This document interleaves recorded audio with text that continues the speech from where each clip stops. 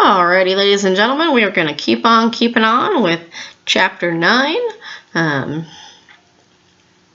We're going to kind of finish up talking about muscle contraction at the micro level, and then we'll talk about contraction at the macro level, and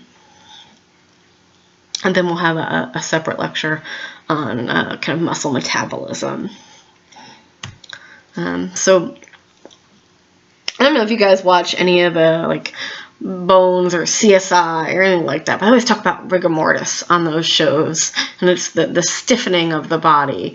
And rigor mortis is actually a homeostatic imbalance that is dependent on the muscle contraction process. So typically about 3.5 hours, 4 hours after you pass away, your muscles will get really, really, really stiff, and they'll continue to kind of stiffen over the kind of first 12 hours or so after death, when you kind of reach kind of peak rigidity, where the muscles, you couldn't even move the body, in terms of kind of the muscles are so stiff and kind of locked into position. We need ATP for two things related to muscle contractions: pumping calcium back into the sarcoplasmic reticulum, and also detaching our cross bridges. But when we pass away, we're no longer making ATP.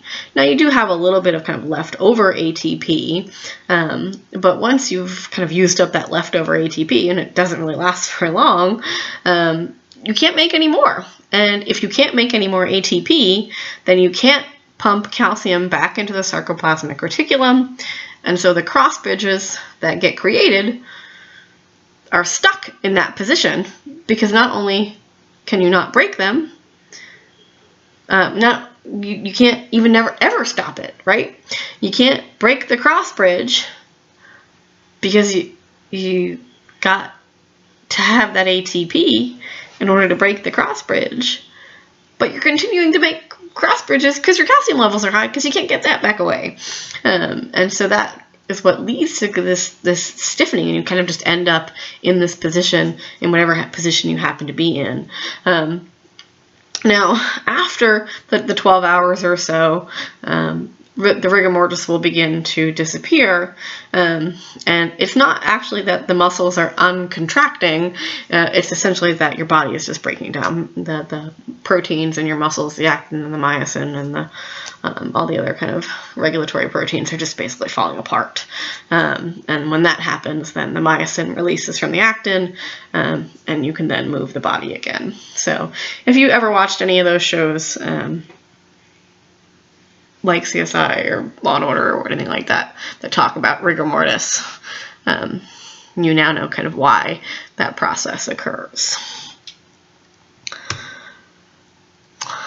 So let's kind of switch gears a little bit, and talk a little bit more macro. So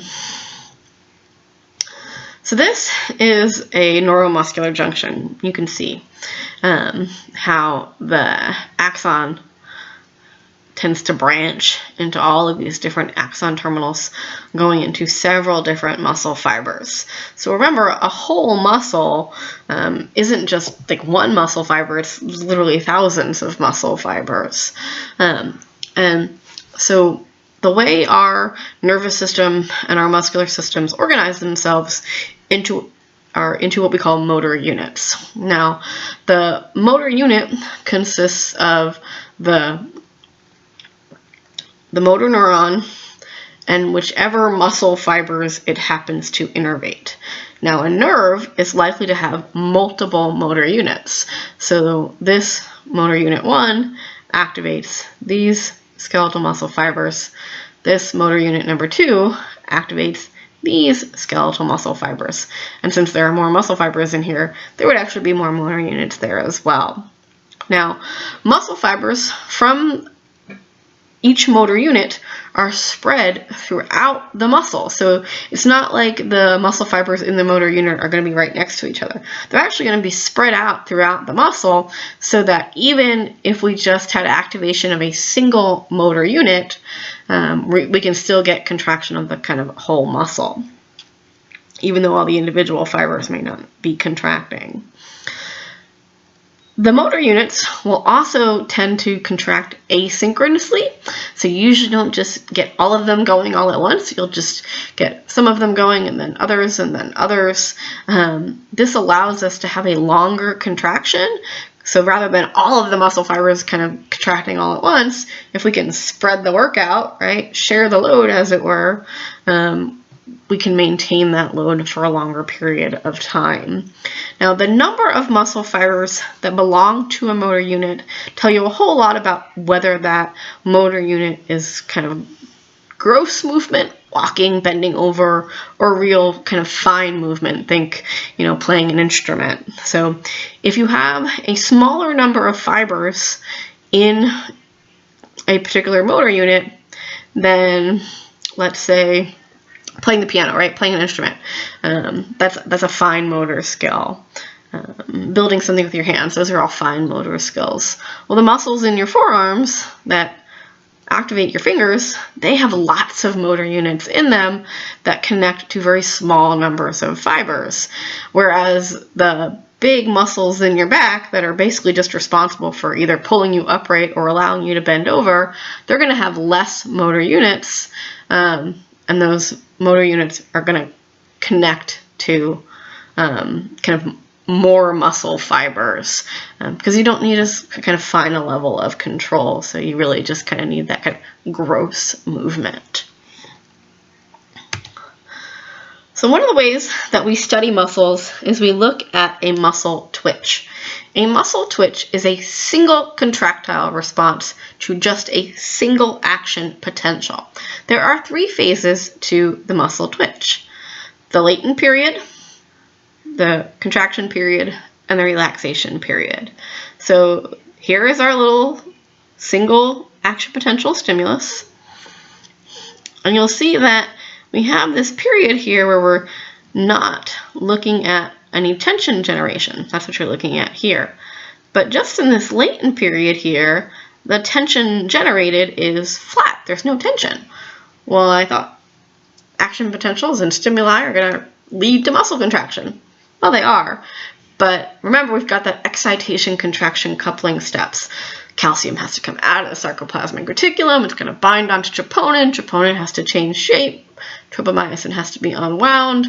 The myosin has to attach to the actin.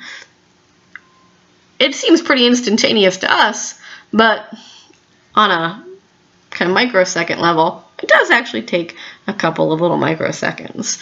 And so this latent period is when the events of excitation, contraction, coupling are taking place.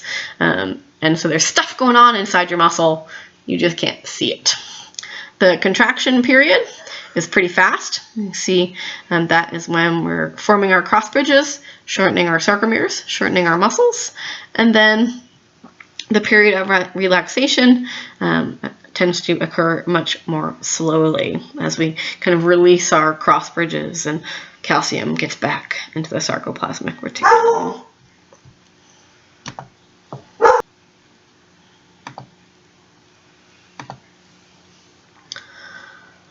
So I want you to imagine a scenario. You are picking up a big heavy box of books versus you are picking up your cell phone. Are you going to put the same amount of kind of muscle force and muscle tension into both of those movements? Probably not, right? If you used as much force as you need to pick up a big heavy box of books to pick up your phone, you'd probably break your phone, and that would be terrible, right? So our body has an ability to grade on a continuum the responses of our muscles.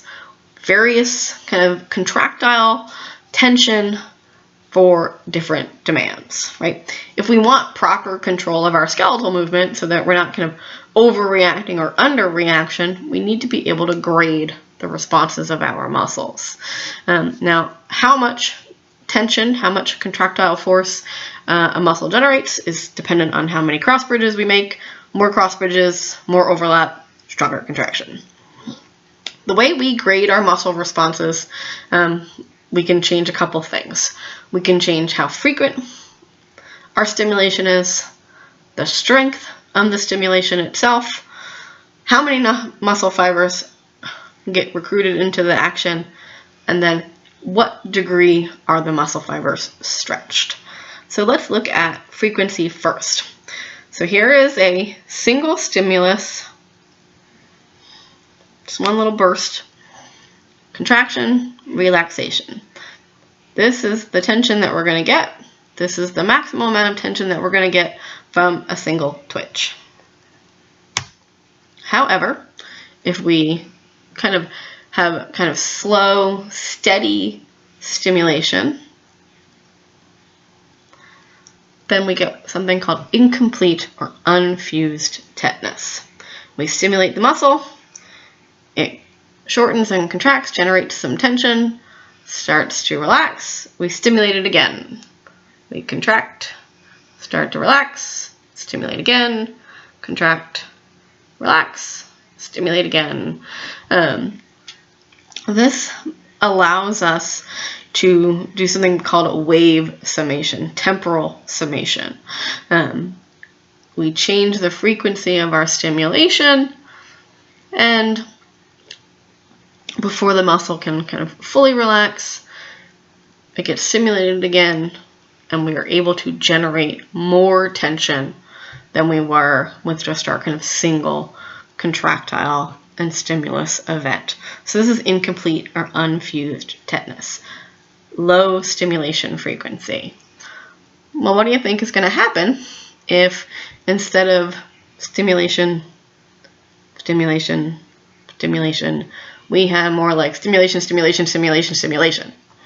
If we upped our stimulation frequency. Well, that leads to something called fused or complete tetanus.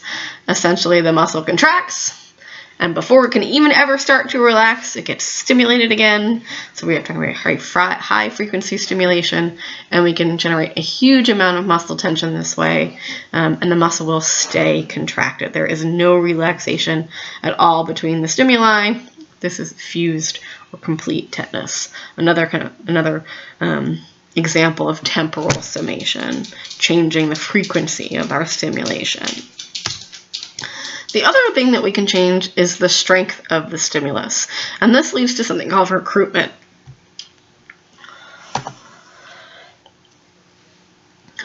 Or multiple motor unit summation. So you can see stimuli here, 1 and 2, they are sub-threshold stimuli. They are not enough to excite any of our motor units, and so our muscle generates no tension. Stimulus number 3 is a threshold stimulus. It's just enough to excite a couple motor units, and we're able to generate a little bit of tension.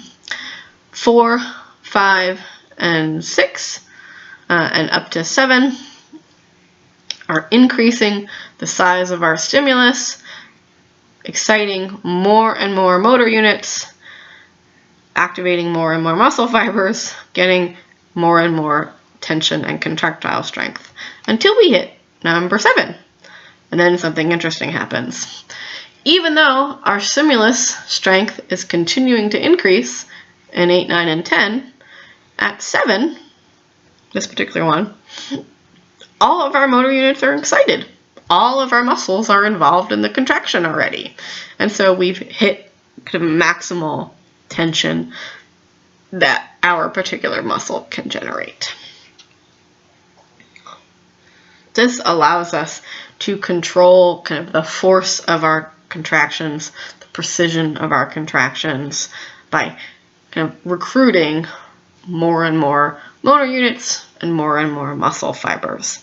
They recruit upon something that we call the size principle.